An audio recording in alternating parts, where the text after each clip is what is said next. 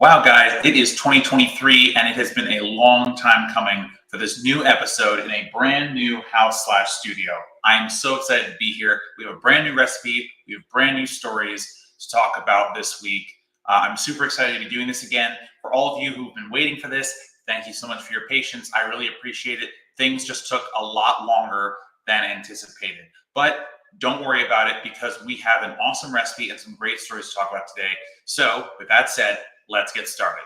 First thing we're going to do is take our warm water and put it into our mixing bowl. Next up, we are adding our active dry yeast, just to make sure that that's all sprinkled in there. Next up is our brown sugar. We're getting half a cup of brown sugar here. And then we're going to whisk these all together and let it sit for 5 minutes. Make sure this is thoroughly combined. Your brown sugar is your yeast's food. It's been about 5 minutes. We've let that sit. Next up, we're putting in half a cup or 1 stick of melted butter in there. Next up, we are putting in our eggs. Read the description, make sure you put the right amount of eggs in. After that, we are adding just a tiny bit of salt. It calls for a teaspoon. You don't even have to put that much in. Remember, this is primarily a sweet bread.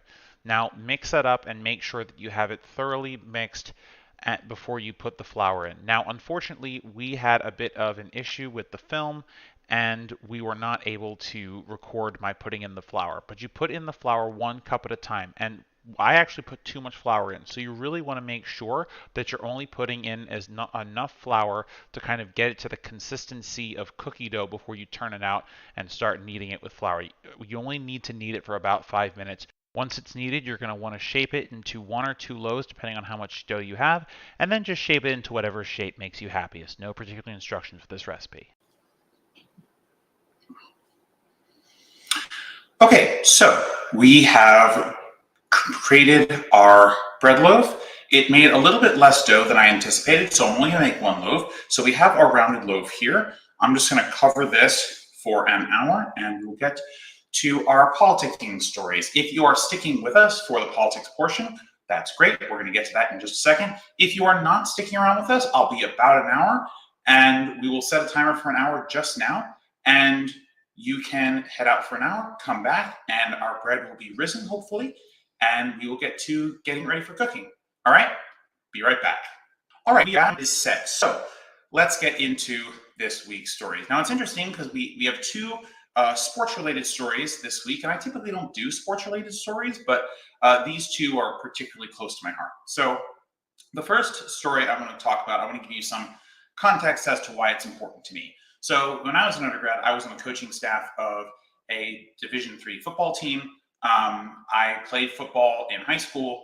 And so when I saw what was happening in the world of football this week, it really struck a nerve with me. And I really wanted to talk about it. So if you're not aware, there was a Buffalo Bills and Bengals game this past week.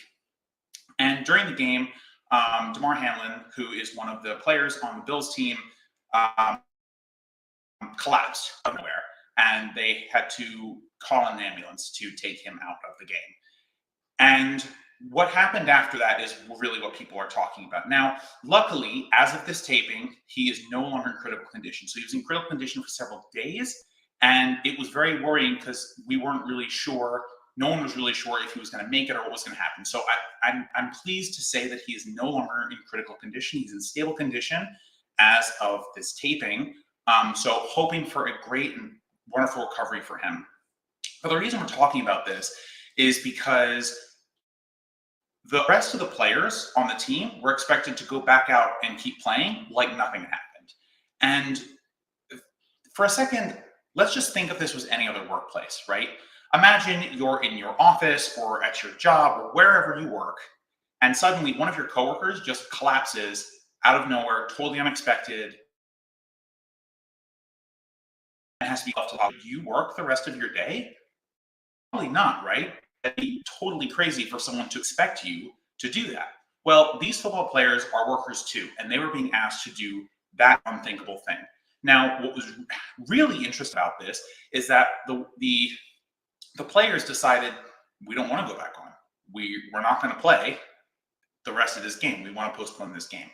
And the NFL is getting a lot of credit now for postponing the game, But when you talk to the players themselves, the interesting part of this is that they say, no, actually, the NFL wanted to play. The owners wanted us to keep playing. But it was us, the players, who told our union reps and told them, look, we're not going back out. So we can sit here all day, or you can postpone the game. And eventually, that worker pressure. By the way, both teams is the Bills did it first, and the Bengals reportedly told their union rep, if they're not going on, we're not going on either. And that type of solidarity is really what shows who really has the power in a workplace. Even if that workplace is a football stadium, even if those workers make tons of money. Ultimately speaking, if you don't own the means of production, if you don't own, so in that case, a football team, then fundamentally, you do not own the ability to decide how you work, right? Someone else makes that decision for you. And when the person who makes that decision for you is doing so outside of your best physical and mental and health interests, you need to shut that down.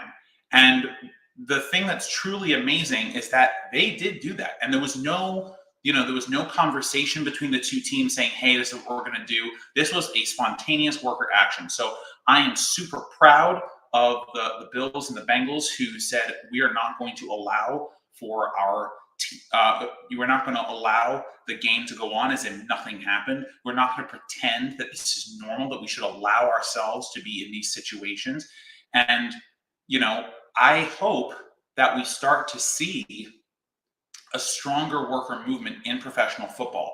There's so much that happens in professional football that is super dangerous to the players, the workers, the people who make the money, who make the sport.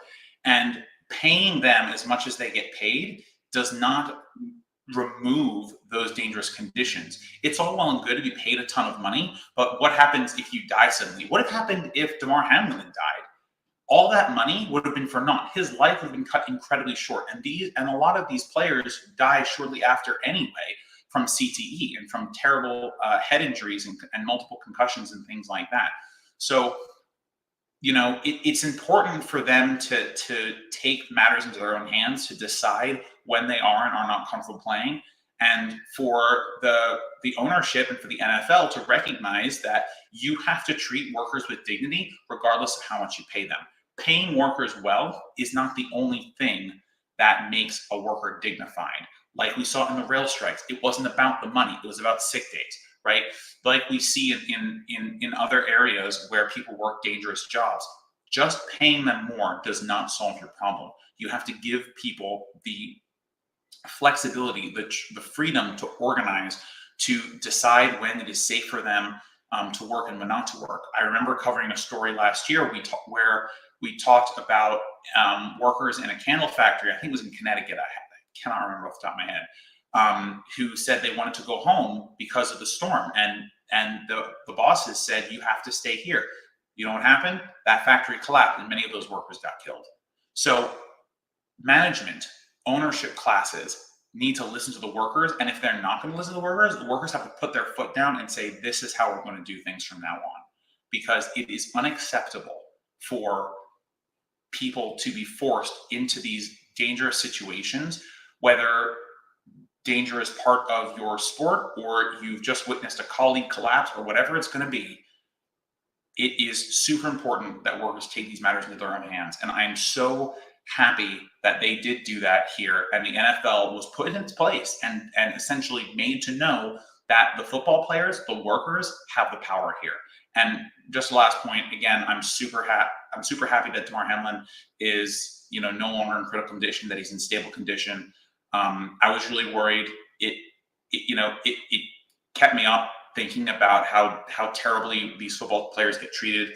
I remember from my days, working with the coaching staff, that we had injuries a lot of the time, and we would not expect those players to go back out. Now I get it; it's college football, it's D3, it's not the same, but these players are people too, and we have to treat them that way. So, I'm glad that the workers took this into their own hands, and I'm super glad that Damar Hamlin's doing okay.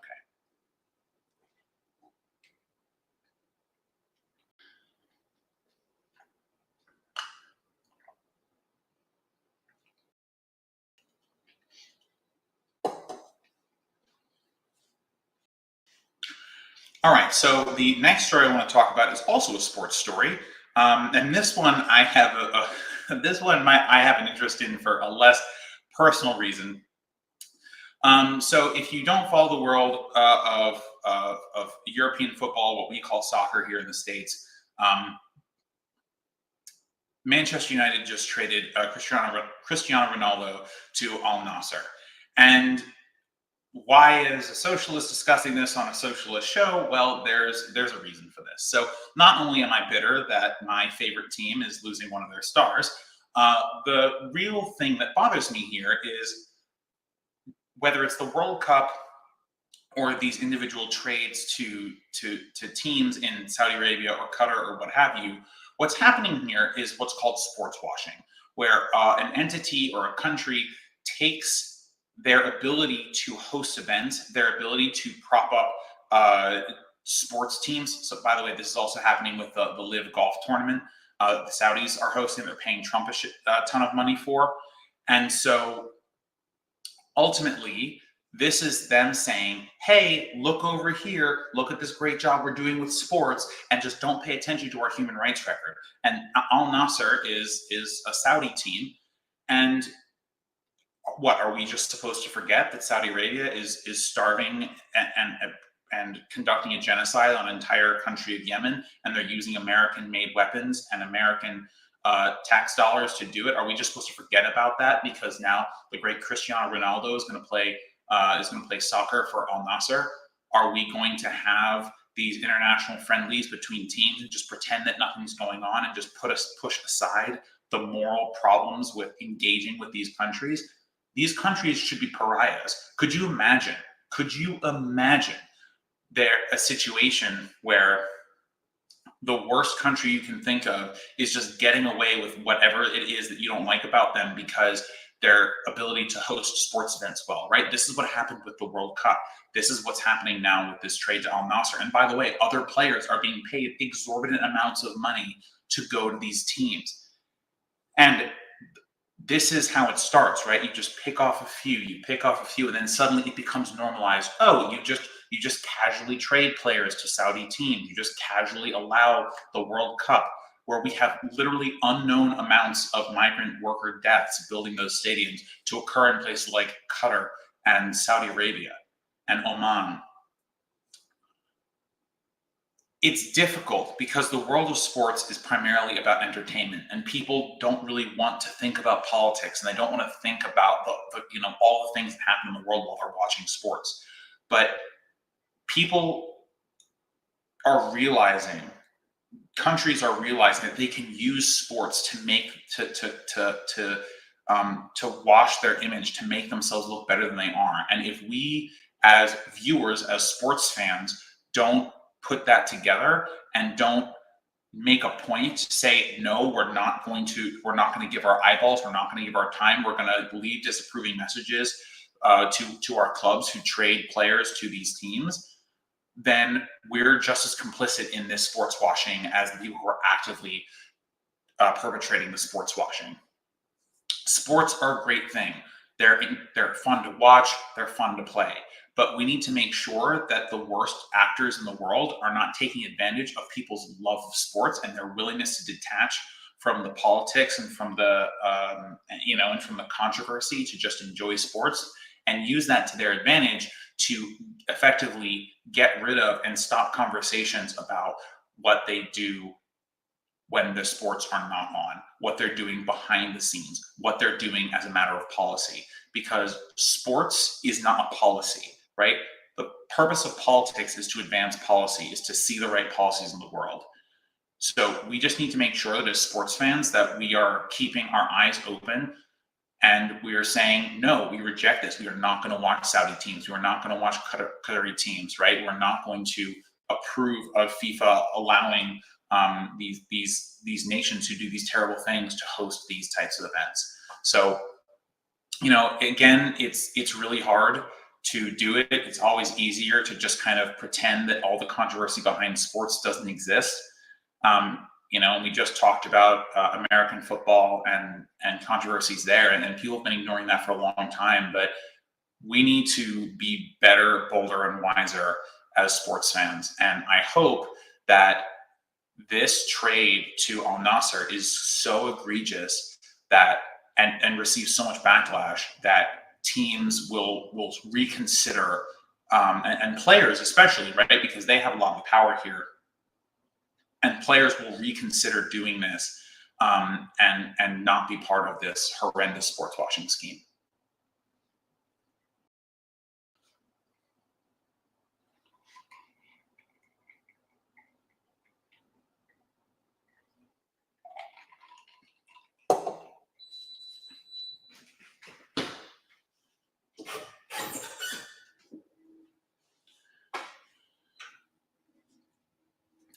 All right, so the next conversation, the next topic I want to talk about is travel. So there were a lot of people traveling over the past couple of months, and a lot of people traveling over the last couple of months, and they wanted to fly all sorts of places. Now, in the US, we had a pretty significant winter storm, knocked out a bunch of flights, knocked out power a bunch of places. The Texas grid failed again, and people got stranded at the airport. It was a genuinely miserable time to be trying to get on a plane to get anywhere. Friends of mine got stuck in airports. It just wasn't great. However, you would have thought that after the winter storm went away, the airline woes would kind of work themselves out. And this is kind of where the story gets interesting, because what happened was not that. And specifically on Southwest Airlines, there were still way too many cancellations to attribute to the storm. And when people started looking into it, they realized that Southwest had not been updating its technology in order to maintain accurate inventories of where their crews were, where their planes were, and keeping track of their flights. Now, by the way, guys, there's two things you should know about the airline industry in general, and especially the airline industry in the US. One, flights typically get overbooked by about 5% anyway. And so if your flight suddenly gets canceled, or you suddenly get booked onto another flight for seemingly no reason, that's part of the reason why, because airlines are naturally trying to fill planes 105% to pad their profits as much as possible. And then if you get stuck, if you get in trouble, then guess what? Sucks to be you, as far as they're concerned, right? And by the way, if you go to airports, oftentimes you'll hear at the gate an announcer saying, "Hey, if you're willing to take a later flight, please come up, and we'll upgrade your class, or we'll refund your bag, or whatever," right?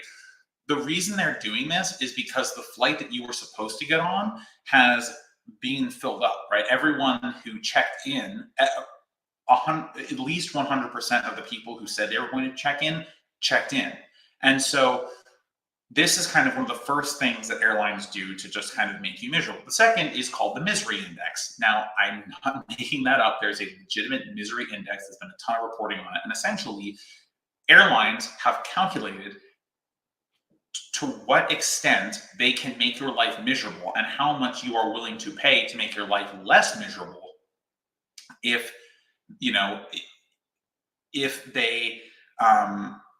if they tweak certain things, right? So like will you buy extra legroom? Will you buy a seat assignment if they make randomly selected seats uncomfortable or unhappy, right? If they intentionally break up families, will you pay for more? Essentially, this is just how can they get you to shell out more money for what is already a miserable experience. And this is what the misery index is meant to do, right? It's meant to just figure out how terrible they can be as a service and still get you to use them and still get you to pay. Now, why do you have to use them, right? Why does it feel like there are no alternatives? And this is because there have been lots of mergers. So the past 20, 30 years, there have been a bunch of mergers in the airline industry, and that's why it seems that we only have like 4 or 5 different airlines to choose from, because they have been buying up all of these other airlines, and the market share of each airline is like it's like a quarter, or around a quarter. So ultimately, you don't have any choice, and everyone is using bad terms. Now, I talked about this a long time ago. So, like, what are you supposed to do when all of the options in this field are terrible, right? How does the free market, how do you correct this type of behavior? So truthfully, what's supposed to happen is the government is supposed to step in, right? So in a capitalist system, the government is supposed to step in. Well, so who's in charge of the transportation department? Well, it's Pete Buttigieg, who, by the way, had no experience in transportation whatsoever.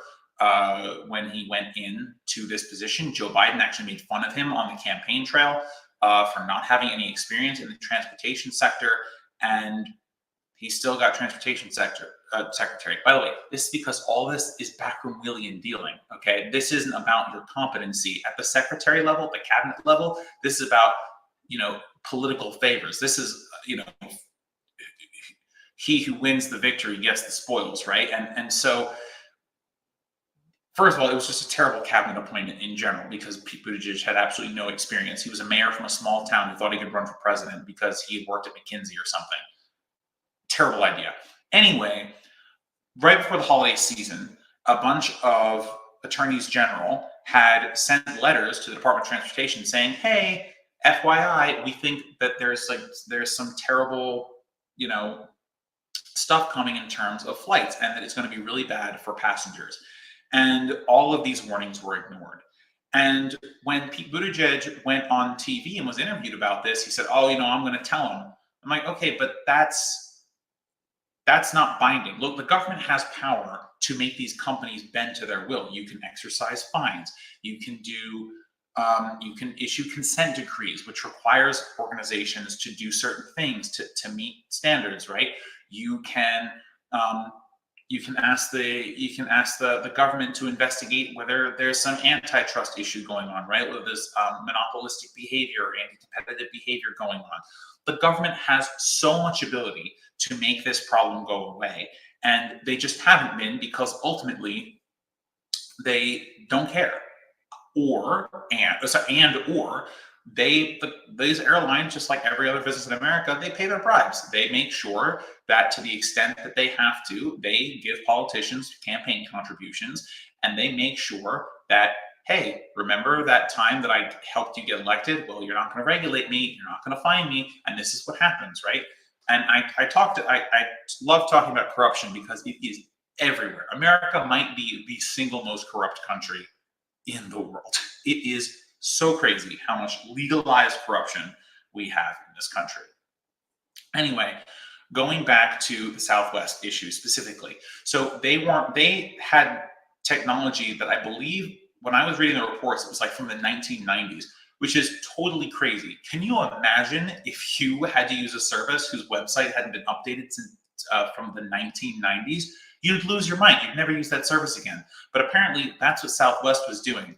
And interesting that they didn't feel that they should update their technology, because when you look at their filings with the government, they've been paying dividends, they've been reporting great profits, and so what happened? You just didn't feel like you had to update your services. We weren't concerned that something might like this happen. No, it's because they don't care. It's because ultimately, at the end of the day, every corporation on earth has one job: to make more profit and to give more money to shareholders. And they will cut any corner they have to in order to make that possible. And what Southwest demonstrated is that they care so little about anything else but profit that they will allow themselves to use a system from over 20 years ago. No, almost 30 years ago. And they'll take government money to keep their staff on because they got PPP loans, and then they will use that money to pay their shareholders back. They will use that money to encourage pilots to retire so they can keep more of that money without making it look like they're reducing their workforce. They will do literally any sneaky, disgusting trick in the book as long as it means an extra penny. And you know who suffers? We, the American people, suffer, because in order to travel across this country, and this country is 3,300 miles wide, in order to travel across this country, you have to get on a plane. And Southwest is one of four or five major airline carriers left in existence in this country. You almost are guaranteed to get stuck with them at least once in your life. And then what happens, right? No one's looking out for you. So I hope, and this is a hoping on hope, I guess, that someone in the federal government has learned a lesson here, and that they seriously take a look at Southwest and other airlines, and they look at what do you do if you have to break these guys up, right? Are they engaging in anti-competitive behavior? You know, should it even be legal for them to do this 5% overbooking? When you buy a ticket, right, that's a contract. You are paying money for a service. How is it right for them to be able to renege that service without giving you a refund, right? A lot of these airlines, instead of giving you refunds, they give you vouchers for another flight, or they give you an upgrade. That's not good enough. They should be required by law to, and by the way, for any other contract in the world, this is what it would look like, right? If you and I had a contract for something and I renege, you would get the other part, you would get your portion of the contract back. That's how it's supposed to work. But for some reason in America, the government said, don't worry, it's okay. They can modify your contract and not give you full refund and not give you recompense. And they can give you some token item like a voucher, which costs them absolutely nothing. They've got your money up front, which is what they wanted anyway. And you're miserable because you can't be where you were supposed to be at the time. A flight is a service. It's a promise. Buying a plane ticket is a promise. We, the airline, will take you, the customer, from A to B to the best of our ability, with all the conditions that are in our control, and we'll actually do it. We won't get you to go to the airport at ridiculous hours just to cancel your flight, make you wait hours and hours and hours in delays. This is such a problematic issue in a country so big where flights happen all the time. There are so many planes. Just go to Skyscanner. You can .com. I think it's .com. You can see how many planes are flying over the U.S. at any given time. This is a country obsessed with air travel. We cannot have a system where it is okay for one of the major airlines to just not function. And that's my whole piece on this. The government needs to get involved and do its job.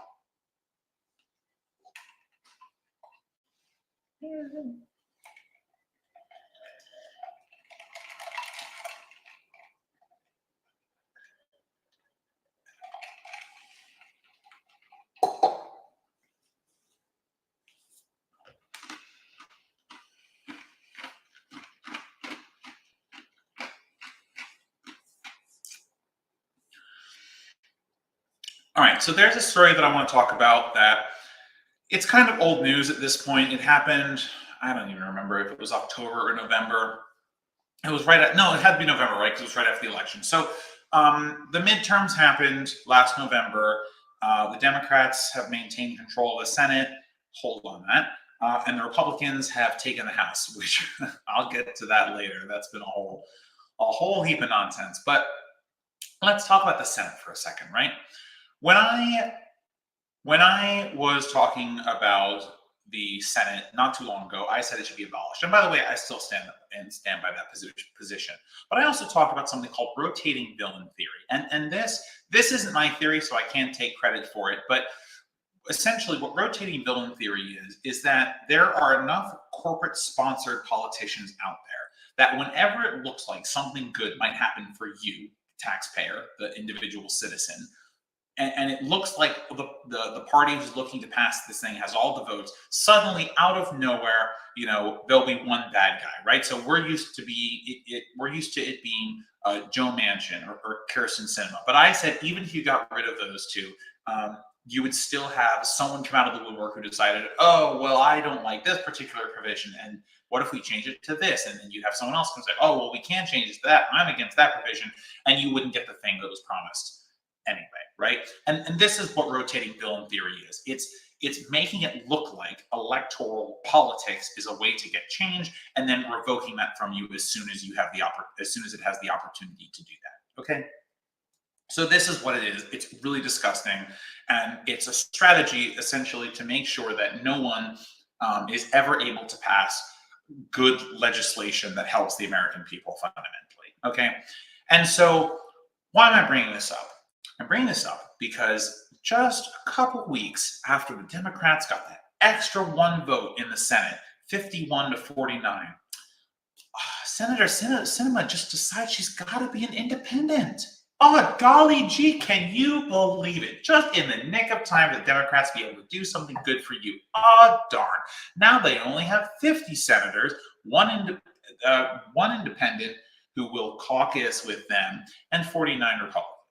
Okay, look, now, honestly, the timing for this is probably more related to the fact that Kirsten Sinema is going to get primaried, or was going to get primaried in her next election.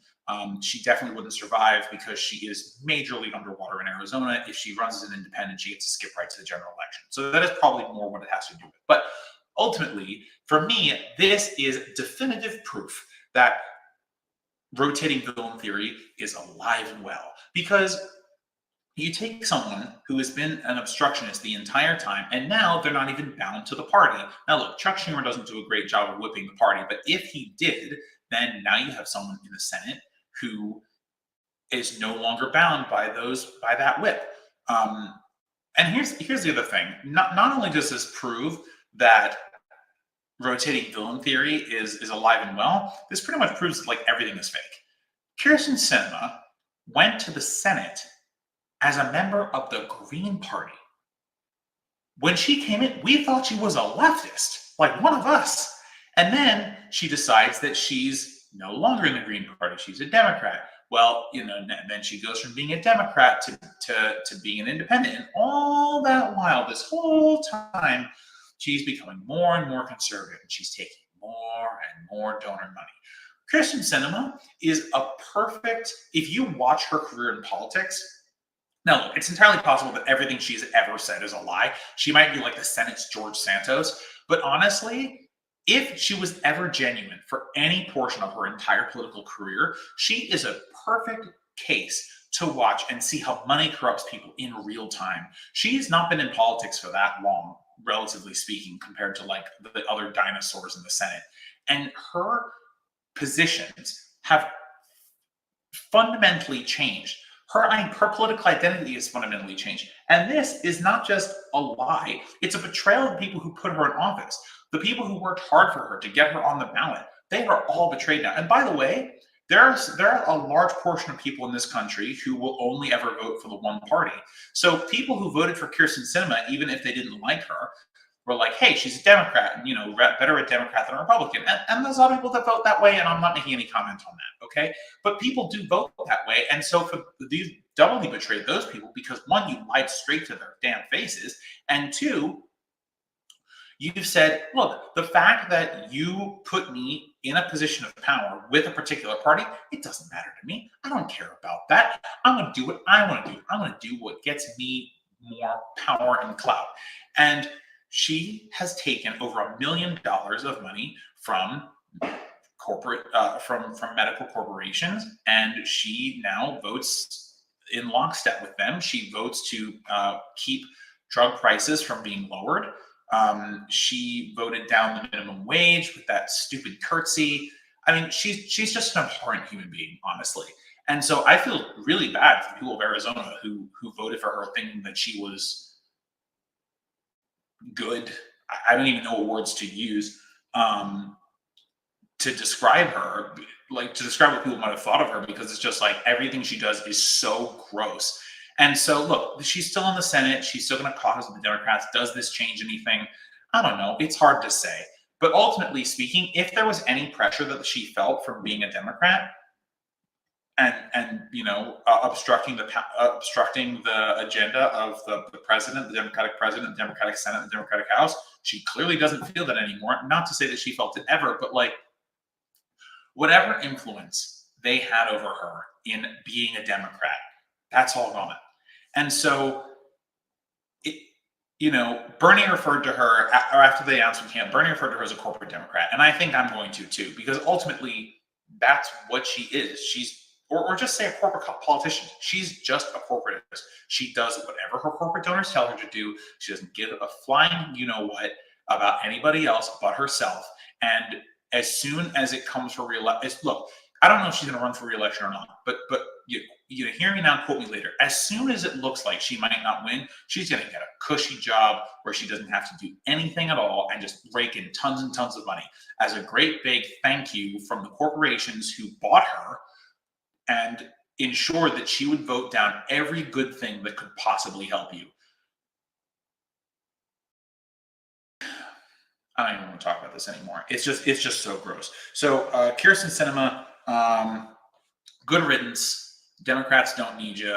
Now, it'd be nice if Democrats did more good things, but and I don't know if this is gonna change that. But hey, I can hope. But Kirsten Sinema, good riddance. I hope that you lose your next election and we never have to hear from you again. Enjoy your cushy job, you sellout.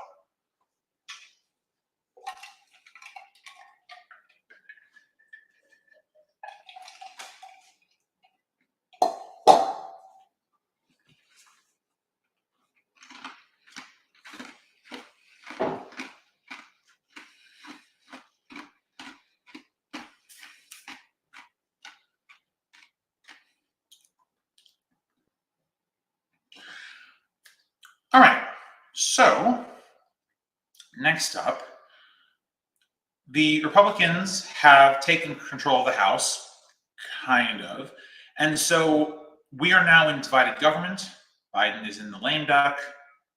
We're not really sure if he's going to run again, so it might as well be the lame duck, even if it isn't really the lame duck. And so Biden's term is over, right? So, if you look back on some of his accomplishments, there's some good and some bad. There's lots of people who have done kind of comprehensive breakdowns of what Biden has and hasn't done and his achievements and whatnot.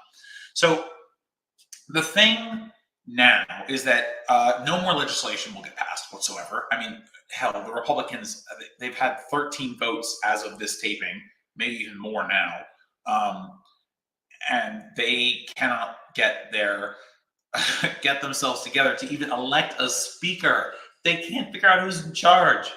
Oh my God. By the way, that's hilarious. It's so funny, man, that they cannot figure out who they want their speaker to be.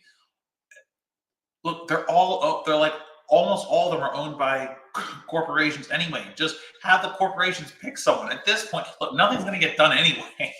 Okay? All they're going to do is they're going to jockey a little bit about keeping the government open every now and again. And they're going to pass tax cuts for the rich. That's it. That's all that's going to happen. Okay, the Senate's going to pass judges because the Democrats have the majority there. And hopefully that they get 51 votes for judges or what have you. But there's nothing else that Biden can get accomplished. So the Republicans should just figure out what they're going to do and get it, and get it moving. By the way, not that I really am rooting for them to figure out who their speaker should be, because they came out right after the midterm and said, hey, we're going to investigate Hunter Biden's penis. That is going to be our whole reason for existing in the House. We're just going to investigate Hunter Biden's penis for 2 years until the election, and then we'll run on that for whatever reason. By the way, Hunter Biden's not a politician. No one should care what he does. Okay, what he does is look. If he broke the law, great, arrest him, whatever. But give it a rest. Okay, the whole Twitter files nonsense. There's like people who are terminally online who are obsessed with like whether or not content about Hunter Biden's penis was on Twitter. Guys, give it a rest. Nobody cares. All right. If you think that's an important issue, like hug a tree, touch grass, find friends, have a picnic, just get off the computer, okay? Oh my God. Anyway, getting back to Biden's term. So no legislation is going to get passed except for bad things. I guess keeping the government open is a good thing. And yeah, but that's pretty much it. I mean, that's the only thing I'm rooting for. The military budget's going to get passed. It always gets passed. Tax cuts for the rich are going to get passed. They always get passed. And the government's going to stay open, hopefully. So that's really all that matters in terms of legislation. Now, what can Biden still do, right? Hey, in theory, Biden might run for re-election. So he's going to have to campaign on something, in theory. And hopefully, the Democrats have not learned the lesson of, well, if we just say we're better than the other guy, then we'll win. I really hope that there's more to it than that. I personally would not want to give someone a position of incredible power for 4 years if they just said, hey, at least I'm not the other guy. That's not particularly a great promise to me of what you're going to do for me. Like, why should I even bother voting? But that being said, there are still things that Biden can do in the executive office. Earlier in the show, we talked about actions that the federal government could take to make flying a less miserable experience. There is, the IRS got a lot of funding. They can do some great work in terms of they could do some great work in terms of making sure that rich people pay their fair share in taxes, so there's more in the collective pot. Even though we effectively practice modern monetary theory anyway, but taxes are still important for reducing the money supply. I'm not really going to get into it, but they can work with the IRS to make sure that the people who need to be audited are getting audited, that we're cracking down on tax fraud. We can go after some of the real criminals, the people who scam people out of Bitcoin and things like that. Sam Bankman-Fried and all that good stuff. So there's power in the Justice Department to do some of that. Essentially, Biden needs to decide what he wants to do with his pen, because there's nothing else coming through Congress. So, by the way, now's a really great time. Look, now's a really great time to just cancel all student debt, to cancel as much medical debt as you can possibly cancel. I don't know how much of it the federal government holds, but there might be some, right? And there's an opportunity for you to do a really great thing to help people. The vast majority of bankruptcies in the U.S. are due to medical debt. I know this one because it's statistics, but also I worked in bankruptcy, and I can tell you people were constantly bringing in medical bills as the reason why they were declaring bankruptcy, because medical bills are super crazy expensive. By the way, there's a provision in the Affordable Care Act that essentially allows the president to decide that there's an emergency and essentially give Medicare for all to a particular area. Hey, COVID's still a thing. The flu is still a thing. RSV is now becoming a pandemic, is becoming kind of its own little pandemic, right? People are talking about the triple-demic. Well, that seems like a great excuse to me to say, hey, the triple-demic is an emergency. I, as the president, who gets to decide what emergencies are, have said it's an emergency. Therefore, it's an emergency, and we're going to give healthcare to everybody. That'd be really cool. And by the way, once you have something like that, it's really hard to take it away. And so you could essentially pave the way for like actual Medicare for all. Now, could it pass legislation? Again, no, for two reasons. One, divided government. Two, let's be honest, corporate politicians are not going to vote for it. But you can kind of do it by the pen, right? You can make it really salient. That's something that you can then run on, right? By the way, having the NLRB crack down on the companies who are abusing their workers and interfering in union elections. Maybe the NLRB can do some serious investigations into Starbucks and Amazon and other big companies who make a convenient habit of doing terrible things in order to make sure that they don't unionize, right? We could re-enter the conversation about the railroad workers and making sure that they get a good contract, right? There's so much actually that the Biden administration can do or can try to do. And here's the other thing about presidential power, right? The checks and balances of government are a really interesting thing, right? And so the president's supposed to be checked by the judiciary and the Congress. Now, the Congress is not being able to pass pretty much anything. So that's kind of one hurdle out of the way. What's interesting now is that leaves only one hurdle for Biden to try things if he was really serious about governing, is the courts. Now, the president has the power to appoint judges, and so Biden, chop, you should get on that. Anywhere there's a vacancy, you should get them. You should appoint judges. You should encourage judges who are getting up there in age to step down so you can appoint new judges. Look, there are ways to kind of knuckle in here, right? To really make it powerful. And then, by the way, if you shape the court system, then it's much easier for the things that you say that you want to do and to have, to experiment with kind of how far you can stretch the law. Then it's easier to get through the courts because you don't have to worry as much about whether judges are going to say that your interpretation of things are good or bad. And by the way, there's the precedent and all sorts of things being laid out here, but if you make the case to the American people that the reason that you're pushing the bounds of your authority is for them, they are going to reward you. They are not going to be as mad about it, right? But if you're pushing the bounds of the law to do terrible things, then obviously people are not going to be in favor of you or your boundary pushing or anything like that, right? ultimately, all these checks and balances are meaningless unless you nail down to the fundamentals of what government is supposed to be.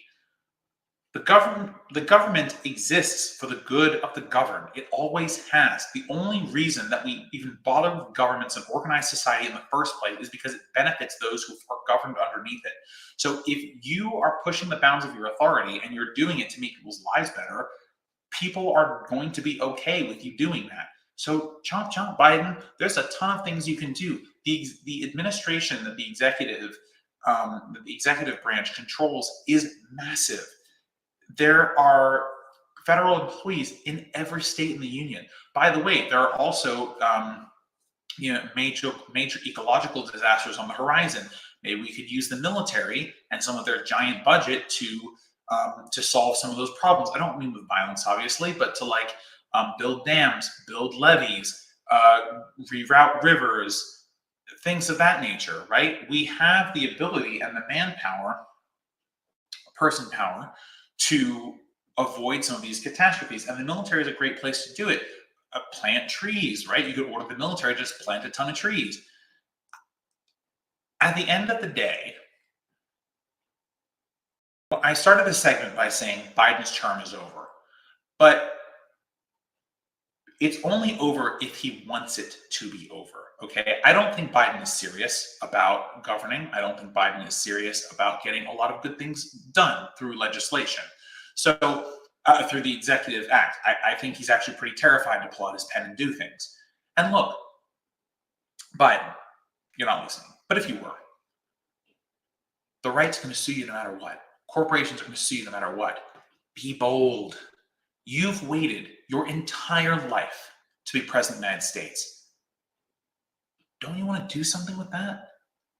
Don't you want people to remember you as the president who did good things? You could do that. You have the power, even without Congress, to make good things happen. Just do it. People will be thrilled. I promise. And by the way, if you are thinking about running again, which I still don't think you should, but if you are thinking about running again, it looks way better for you if you have done something good and pushed the boundaries of good that you could do instead of sitting around and waiting for the next election to come.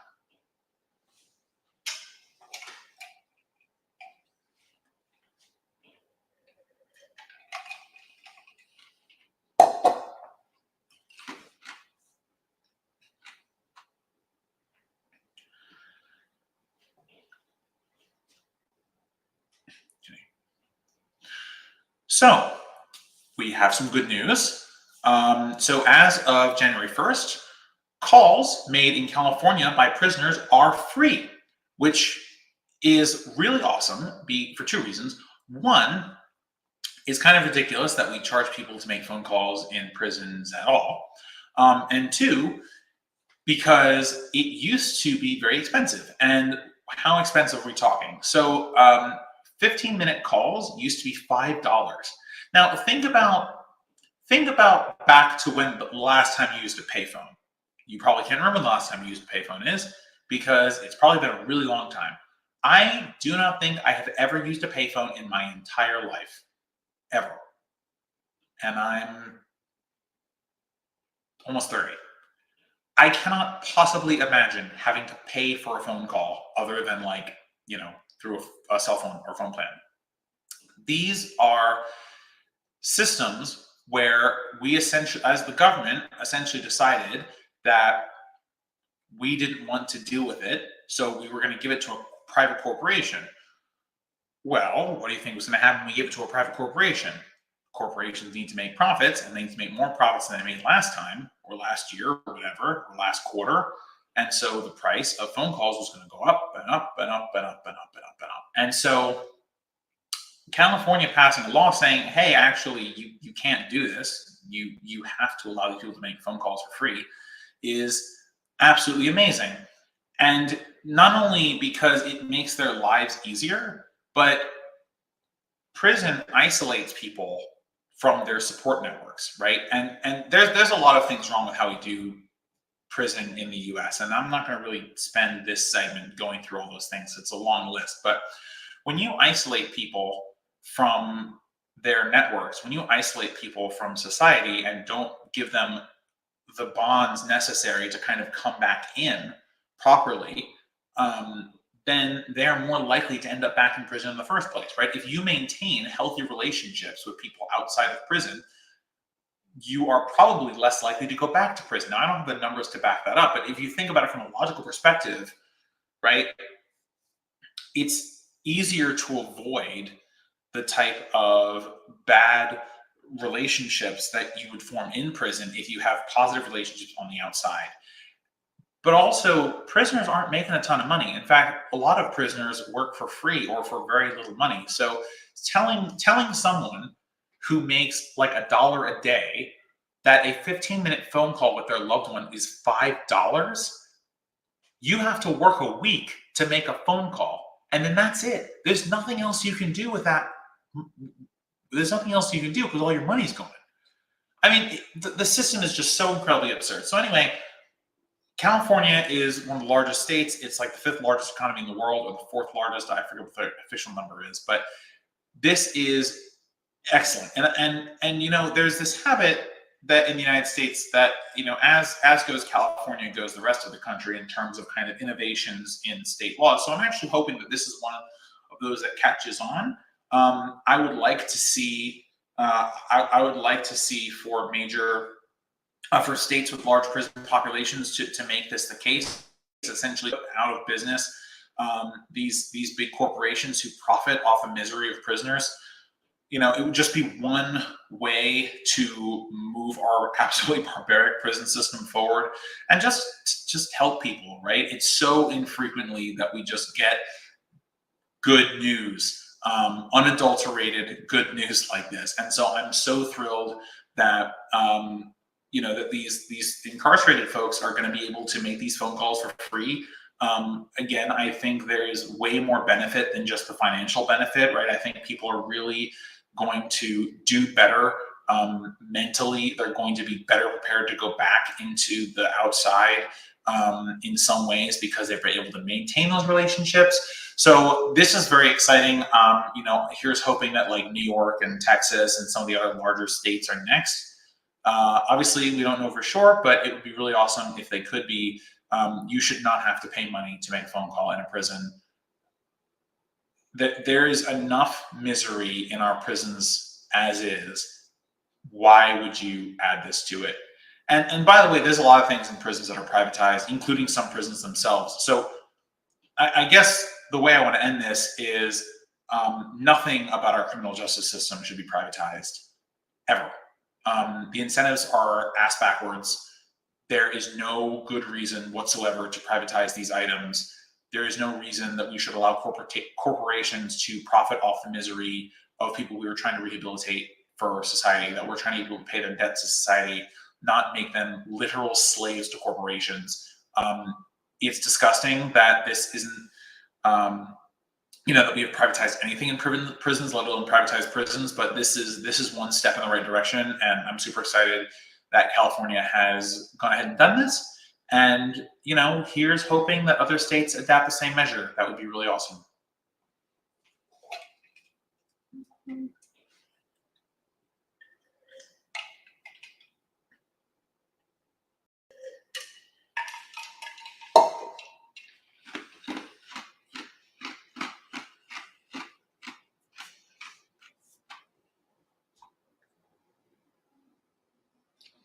All right, so the last thing I want to talk about today is some more good news. I love it when we end with good news, right?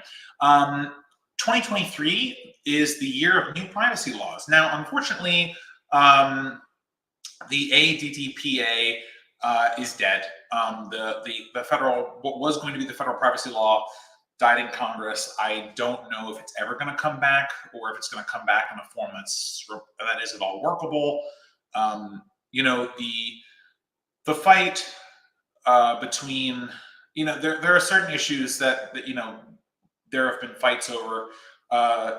One is, will federal law be a floor or a ceiling? Will it supersede the states, right? Will the supremacy clause take effect?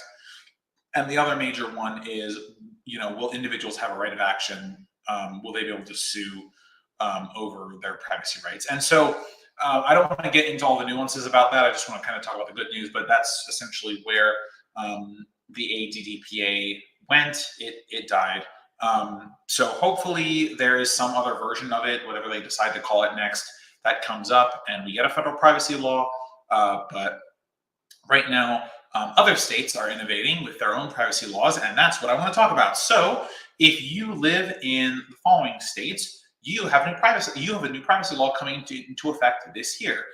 California, Virginia, Utah, Connecticut, and Colorado. So these are super exciting, and there's a lot of things to talk about in terms of the similarities and the differences and all that good stuff. I don't want to get too much into the weeds about any particular one, but I do want to talk about California and Virginia just because they are coming up first. So the Virginia law, and I'm forgetting exactly what it's called. I literally had it in my notes, and now I can't think what it's called. Anyway, so the Virginia law went into effect on January 1st. We found out about it in the middle of last year.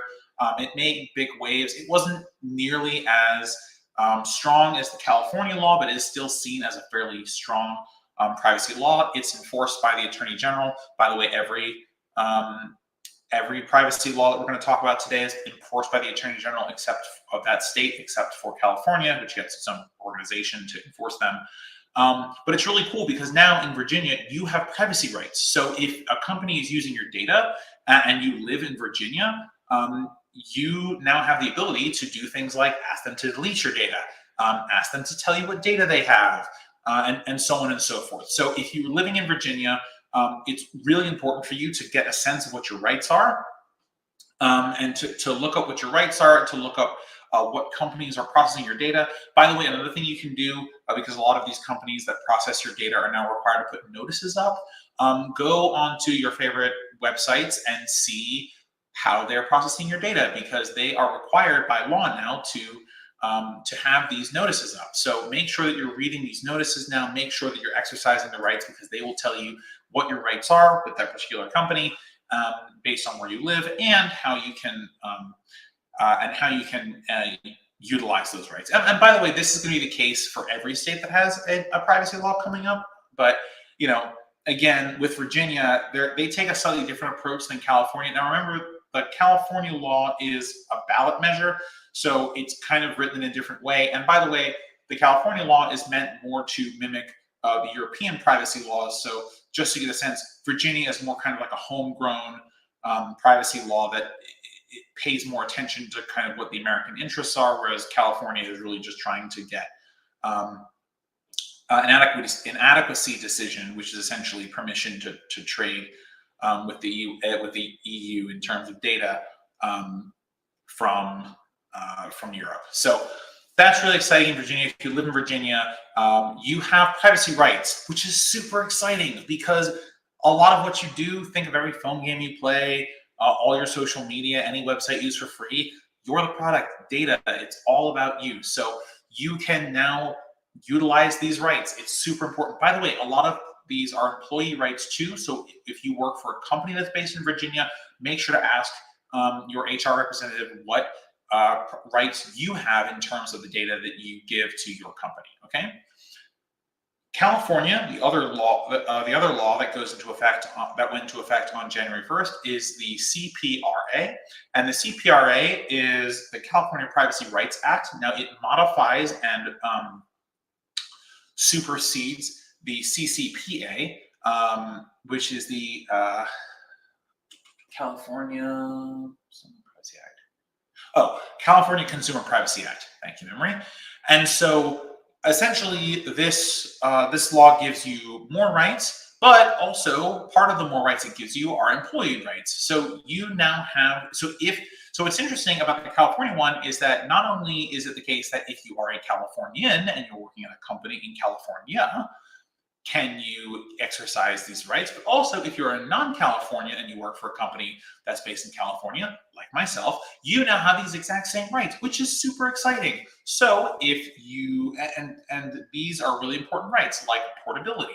And so as an employee, this is important because if you want to take all the personal information that a company has about you and you want to give it to another company that you're maybe starting to work at, a new company, they're now required by law to do that. So you should, especially if you're switching jobs, portability is a really interesting right that you might want to explore.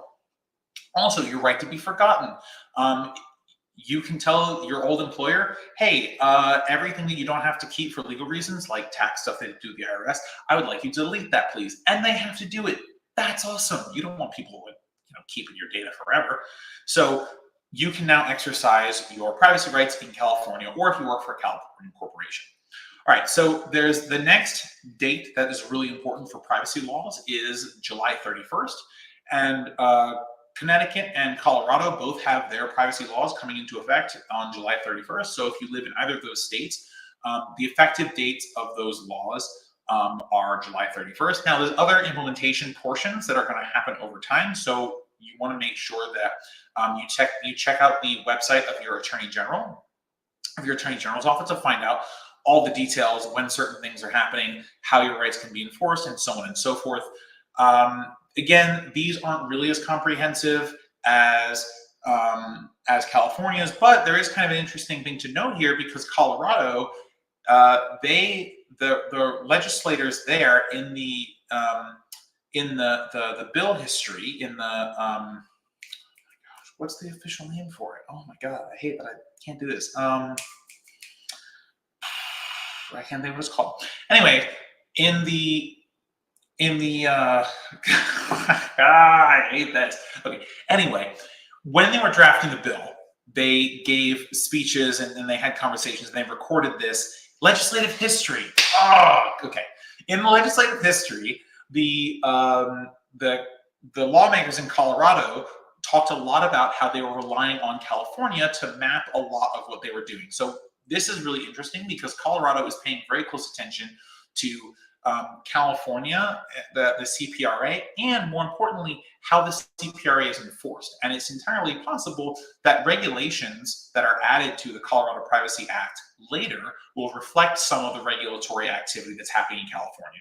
So if you're in Colorado, you should also pay some level of attention to what's going on in the privacy world in California, because anything that happens over there is likely to get mimicked in Colorado, which is really interesting. We've never really seen this before in the US, but it is a fascinating space to be in, and it essentially gives you like a preview of what your rights could be, which, I don't know, it's kind of fun. You can tell the future, maybe.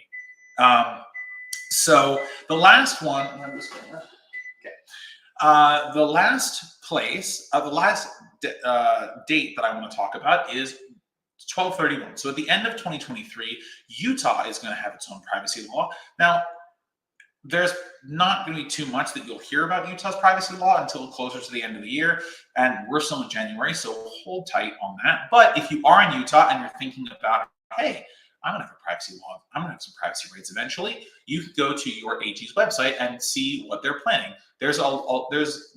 Remember, guys, the effective date of a law is when it can start being enforced. That doesn't mean that companies are only starting to prep for the law at that time. So it's really important to kind of keep that in mind as you move forward, because preparation for being able to comply with the law and to give you the ability to exercise your rights is already taking place in all of these jurisdictions, right? So regardless of what state you're in, regardless of whether your law is going to come into effect soon or has already come into effect, you should go onto the relevant websites for your states or just Google information about your state's privacy law and what rights and privileges you're going to get, because the United States is getting to this place where we're slowly moving the ball in the direction of giving privacy rights to Americans. Now, this is a ball that's been rolling since 2016, just very, very slowly, right? And so with the addition of 4 new states that have privacy laws and 1 state with even better movement in the privacy world, we're starting to see the momentum shift. And it's a very exciting thing for me as a privacy lawyer, but also for all of you, because a lot of what we do day to day has to do with, things that we do for free where we're the product. So check it out. It's really cool. I'm really excited about it, and I hope more states come. All right, let's see our bread. All right, it's risen a little bit, so we're going to transfer this now to a tray and take our egg mixture, which we will have made earlier, and just start painting our bread all over with it. Meanwhile, preheat your oven to 325 degrees Fahrenheit. That's what temperature we're going to cook in, and just make sure it's the right rack. Then you're just going to score your bread however you want. Just make sure your score is about ½ an inch thick. That way you can allow the bread to rise into it. And with that, we're just going to set it in the oven for about 40 minutes or until it hits 205 on the thermometer. All right, guys, I've really enjoyed being back. Have a great weekend, and I'll see you around. Bye. Thanks for watching this video, guys. If you liked it, throw a like on it, share with your friends, and subscribe for more of our content. You can also find all of our videos and clips on youtube.com. Just search Let Them Eat Bread, and you'll find all of our content. All right, guys, see you next time. Bye for now.